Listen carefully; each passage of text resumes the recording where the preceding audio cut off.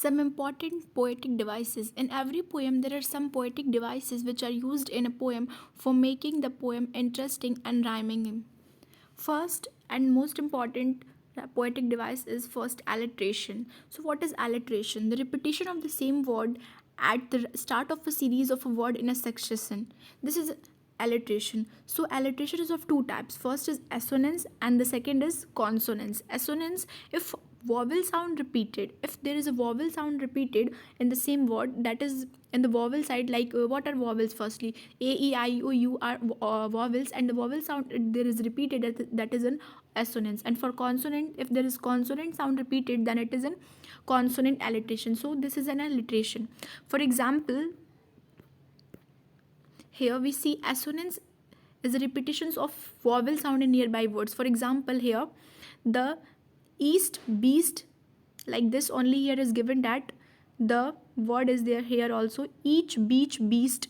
For here see e is a vowel, and here also b is give sorry e is there, and e is also an vowel, and here e. So there is a repeated e is repeated many times. So this is an assonance alliteration. Same also here a is also there. A, each, in each also we see the a, and in beach also we see the a, and the beast also we see the a. That this is an also an assonance alliteration. And for the consonants, we see here consonants here w. In first what there is given that w w, here also the w w repeated, and the same we see that here also the last line also to watch, w w here is also repeated here, and here also that he h is also repeated here, and same h here also repeated.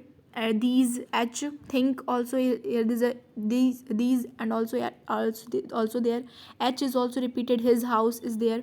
So this is a consonant sound. If consonant sound repeated, that is known as alliteration, consonant alliteration, and assonance alliteration. Now the second is metaphor, where an object in or the subject of poem is described as being the same as another otherwise unrelated object.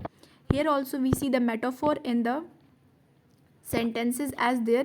If the word is repeated, the same word, it is what, here given that the what, the word is repeated as what, here we can undescribed thing is there, then not unrelated to that object, but this is an unrelated form. And same also the third is enjambment. Here see enjambment is here. Typically in simple word we can say that the typically lacks of punctuation marks. If there is a lack of punctuation marks and then another line started without punctuation mark, then it is been there is an enjambment. See, first line we see here, madness spins recklessly across the horizon. In the after the madness there is a no punctuation mark. In recklessly also there is no punctuation mark.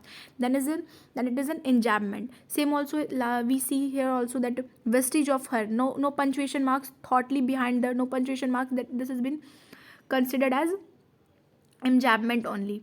Okay, now see the repetition. If the same word is repeated, like we see sometimes we see that the same word is repeated, like the what like example, for example we see that beast repeated some line of poems. Also here is also given that in the class 10 book NCRT there is given that the ball poem is there, and there is a poem is related, and there is also a word that what that is line is that what is the boy now who has lost his ball, what is he do I say to go. Then it is known as the what is repeated, same word is repeated here, that has been the repetition. This is the repetition poetic devices. Same personification. Then what is personification is a word that when the object is compared to be a living thing, or living thing compared with non-living thing, that is a comparison is there of living thing to non-living thing and non-living thing to living thing, that has been considered as a personification. Here in this poem a snowball is there. The snowball is what, a snowball is a non-living thing, but here it is be considered as perfect as could be, means it is comparing with some it means comparing with living things, that is being considered as personification. Now the rhyming schemes are there. For we see the rhyming schemes as a, it is the pattern of rhymes at the end of each line of a poem or a song, that is a pattern.